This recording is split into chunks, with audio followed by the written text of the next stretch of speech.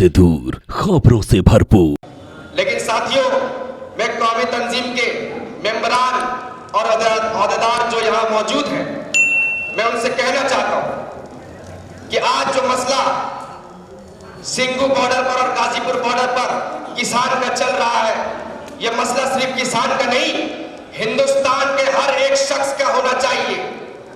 अगर आज किसान मरता है, आज अगर किसान की जमीन को हड़प कर ली जाती है, किसान को अपने पैरों के तले ये भाजपा सरकार कुचलने की कोशिश करती है, तो आप ये जान ले कि सिर्फ किसान नहीं मरेगा, हिंदुस्तान का हर वो शख्स मरेगा।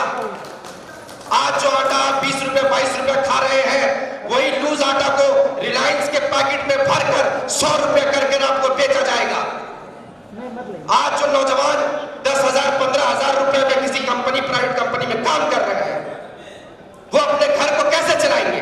100 रुपए का आटा, 150 रुपए का तेल, महीने का आप हिसाब कीजिएगा तो 50,000 रुपए का खर्चा आपको घर चलाने के लिए आता है। लेकिन 15,000 रुपए का नौकरी करने वाला 50,000 रुपए कहां से लाएगा? उसको चोरी करना पड़ेगा, डकैती करना पड़ेगा, हर गली गली, हर मोहल्ले में, हर रोड में खूना रेजी होने लग जाएगा। तो मैं कौमी तंजीम के अहदेदारों से कहना चाहता हूं कि किसान के साथ कंधे से कंधा मिलाकर पूरे हिंदुस्तान में आंदोलन कीजिए भारतीय जनता पार्टी के खिलाफ।